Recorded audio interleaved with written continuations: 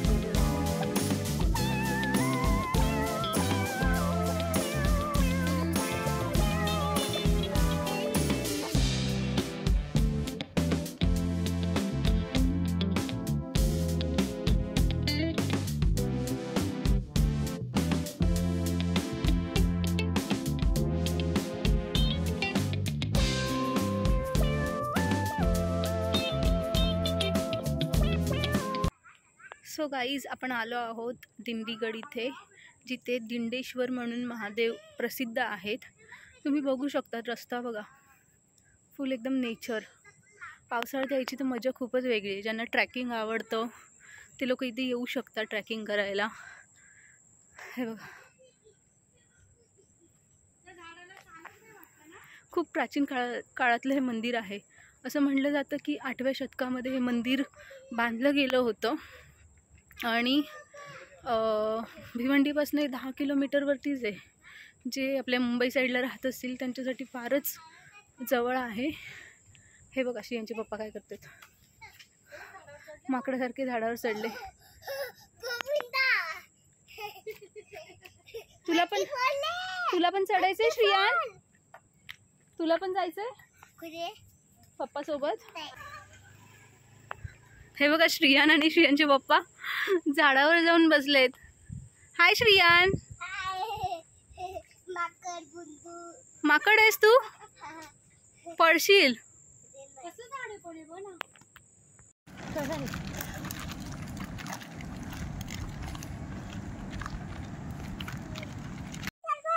काय आहे? हा,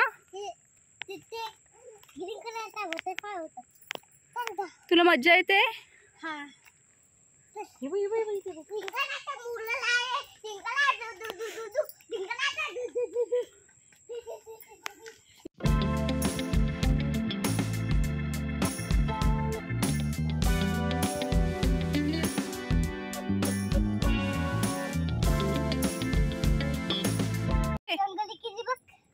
कुठे?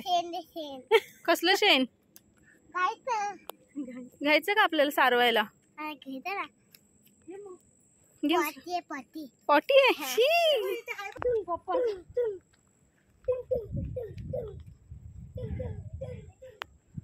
पूर्ण वळणाचा रस्ता आहे डोंगराचा।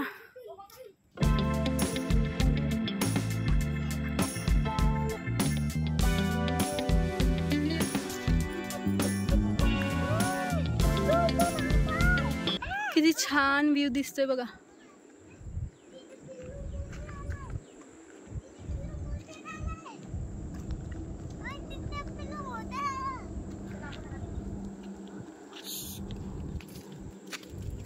अरे बापरे, काय आली माझ्या पाठी।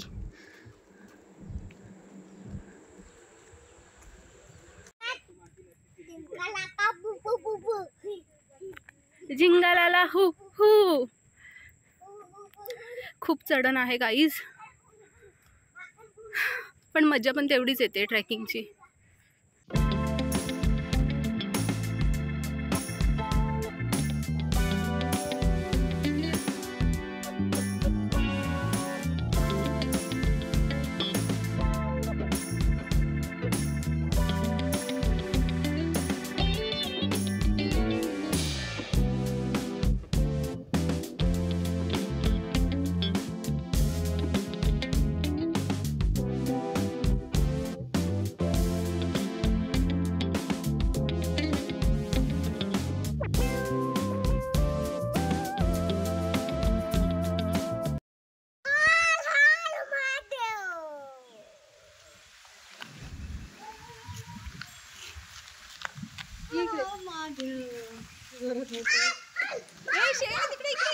खाली असं गेट लागेल तुम्हाला, तिथूनही आपल्याला अजून खूप वरती जायचं आहे, चढण आहे. आम्हाला वाटलं की आलं तिथेच मंदिर, पण नाही, अजून पण आपल्याला वर जायचं आहे.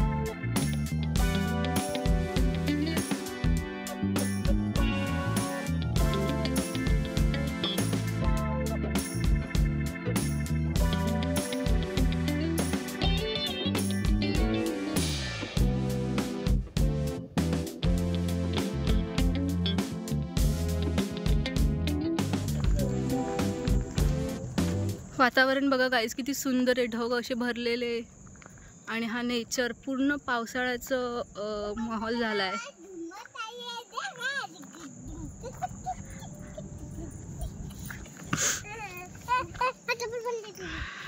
चप्पल पडली त्याची.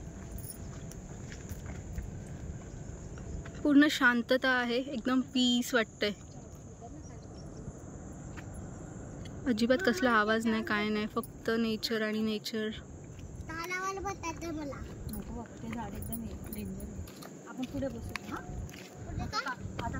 नक्की मी तुम्हाला रिकमेंड करेल की तुम्ही या आणि विजिट करा. खूप छान वाटेल तुम्हाला, छान असा अनुभव मिळेल.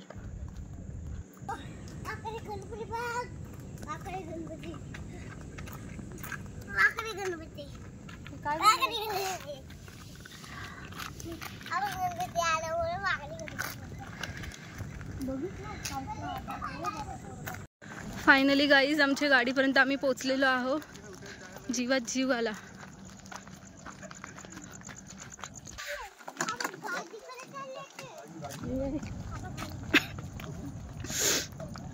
लाडका लेक बघा, तुरु तुरु तुरु तुरु चालतोय नुसता.